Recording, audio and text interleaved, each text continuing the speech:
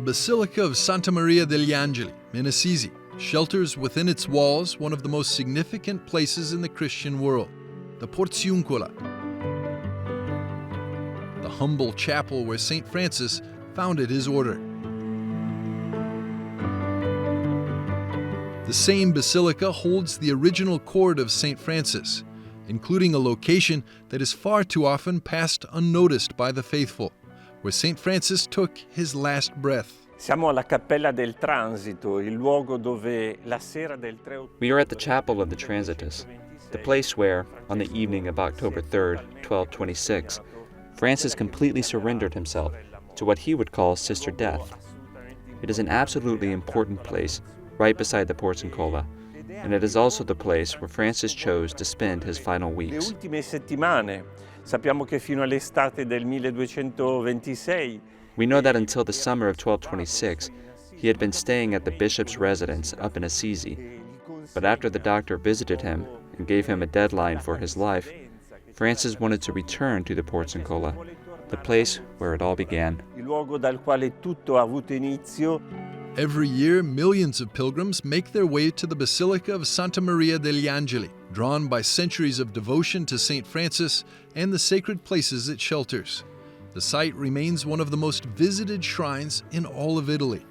As for Francis himself, his body rested here only briefly after his death in 1226, transferred to the non-extant Church of St. George, then in 1230 to the newly built Basilica of St. Francis in Assisi, where it has lain ever since. Il corpo di Francesco è stato ritrovato nel 1818.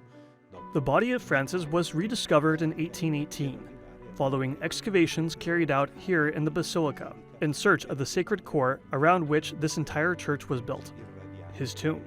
At that point, a formal recognition took place, and the body of Francis was rearranged and restored to the very same tomb where it had rested since 1230. And where it remains to this day. Trovato dal 1230 e si trova ancora.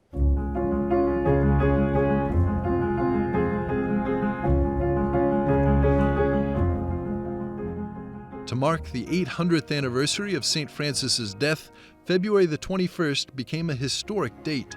The day began with the solemn exhumation of his remains from the crypt, followed in the afternoon by the celebration of the translation and the prayer of Vespers in the lower basilica, presided over by Cardinal Ángel Fernández Artime, with Franciscan friars from across the world gathered in prayer before their founder.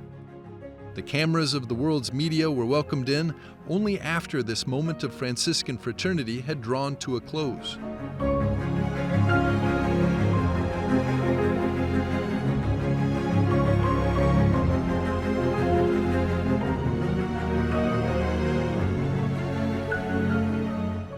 In 1978, the remains were placed in a plexiglass case, where he is still preserved today.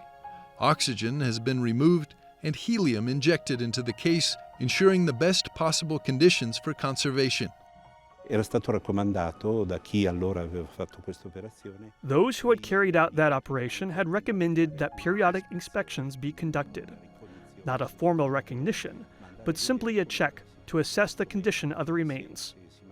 Whether they were holding up, whether the bones were intact and not crumbling. And so it was, both in 1995, if I recall correctly, and again in 2015, when I happened to be here in Assisi, not in my current role, but simply as a friar of the community. That evening, together with all the friars of Assisi, we were given the opportunity to spend a few moments beside the remains of Francis, close to the place where he normally rests. Poter essere accanto alle spoglie di Francesco per qualche minuto. And I must say that perhaps it was precisely that experience which left me with the desire to share it with others. I lived it myself, and whenever I experience something truly beautiful, I find myself wanting as many people as possible to be able to share in that beauty. Di solito quando vivo qualcosa di bello desidero che tanti altri possano godere di questa bellezza. On the very first day of the extraordinary public exposition, 18,000 pilgrims made their way to Assisi to see the remains of St. Francis, and 370,000 have been registered so far.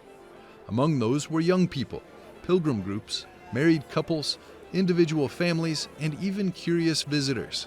For many, it has been an experience beyond words. What does St. Francis represent for you? Everything.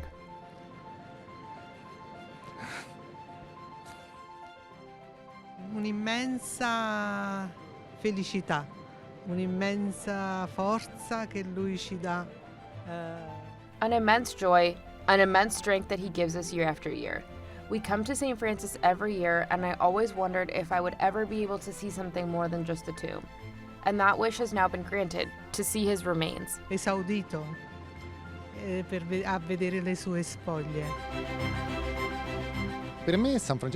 For me, St. Francis represents a powerful example of humanity and of rediscovery. A return to essential human values, stripped of everything superfluous. And it is precisely for this reason that he remains such an important and meaningful figure. È stata una grande emozione perché It was a deeply moving experience because we never expected to see him so closely. I imagined the case would be far away, at a distance from the faithful, and instead we passed right beside it. Being able to touch him, even without physically doing so, gives you an absolute sense of serenity. ti trasmette una serenità assoluta. The remains of St. Francis will be on public display in Assisi until March the 22nd, 2026. The event, which requires free registration through the official website, sanfrancescovive.org, also includes liturgical celebrations and moments of prayer throughout the month.